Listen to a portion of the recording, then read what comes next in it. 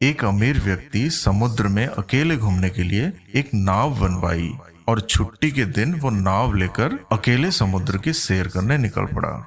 वो समुद्र में थोड़ा आगे पहुंचा ही था कि अचानक एक जोरदार तूफान आ गया। उसकी नाव पूरी तरह से तहस नहस हो गई, लेकिन वो लाइफ जैकेट के साथ समुद्र में कूद गया। जब तूफान शांत हुआ तब वो तैरता तैरता एक टापू पर जा पहुंचा, मगर वहां भी कोई नहीं था। टापू के चारों ओर समुद्र के अलावा कुछ भी नजर नहीं आ रहा था। उस आदमी ने सोचा कि जब मैंने पूरी जिंदगी में किसी का कभी बुरा नहीं किया तो मेरे साथ बुरा नहीं होगा। उसको लगा कि ईश्वर ने मौत से बचाया है तो आगे का रास्ता भी वही दिखाएंगे। धीरे धीरे वो वहां पर उगे हुए झाड़ फल पत्ते खाकर दिन बिताने लगा, मगर अब धीरे धीरे उसे लगने लगा था कि वो इस टापू पर फंस गया है। मगर अब भी ईश्वर पर उसका भरोसा कायम था। उसने सोचा, इतने दिनों से मैं इस टापू पर मारा मारा फिर रहा हूँ, क्यों ना यहाँ एक झोपड़ी बना लूं। पता नहीं अभी और कितने दिन यहाँ बिताने पड़े। पूरे दिन लकड़ियां और पत्ते वगैरह इकट्ठा कर उसने झोपड़ी बनानी शुरू की। रात होते होते उसकी झोपड़ी बनकर तैयार हो गई थी। अभी वो झोपड़ी के बाहर खड़ा होकर उसे देखते हुए सोच रहा था कि आज से झोपड़ी में सोने को मिलेगा।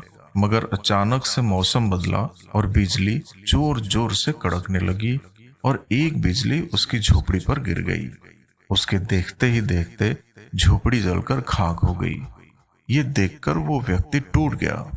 उसने आसमान की तरफ देखकर बोला, हे ईश्वर, ये तेरा कैसा इंसाफ है।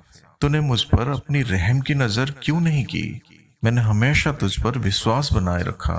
फिर वो इंसान हताश और निराश होकर सर पर हाथ रखकर रोने लगा।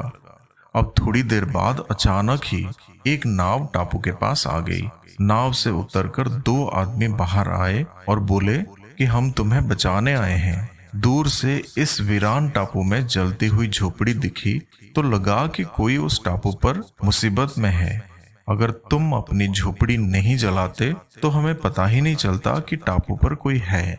ये सब सुनकर उस आदमी की आंखों से आंसू गिरने लगे।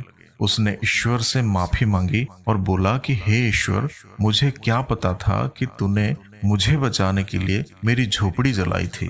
अब तो मुझे निश्चित हो गया है कि आप अपने भक्त का हमेशा ख्याल रखते हैं। आपने मेरे सब्र का इम्तिहान लिया, लेकिन मैं उसमें फेल हो गया। मुझे माफ कर दें। साथियों, इस कहानी से यही सीख मिलती है कि दिन चाहे सुख के हो या दुख के, भगवान अपने भक्त के साथ हमेशा रहते हैं।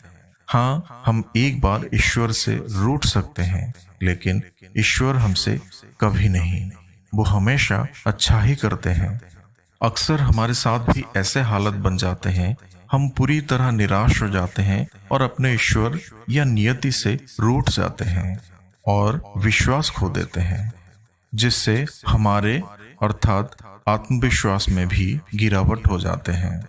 लेकिन फिर बाद में हमें पता लगता है कि परमात्मा ने जो किया वो अच्छा ही किया था, नहीं तो आज मैं यहाँ ना होता।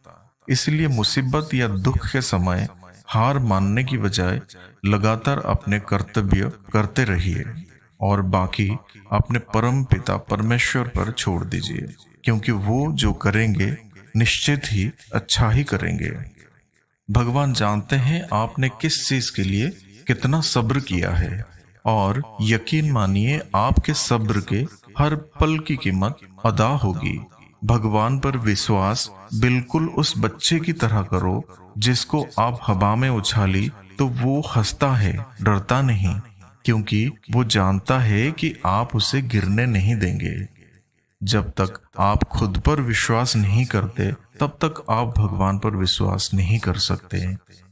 जो इंसान भगवान की कृपा पर भरोसा रखता है और भगवान के न्याय पर विश्वास रखता है, वो कभी जिंदगी में मुसीबतों को नहीं देख सकता।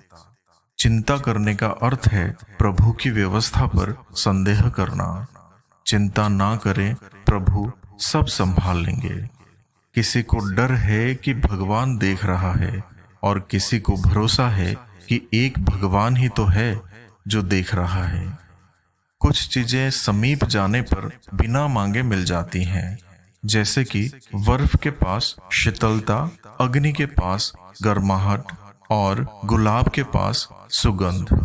फिर भगवान से मांगने की बजाय भगवान से निकटता बनाइए, सब कुछ अपने आप मिलना शुरू हो जाएगा।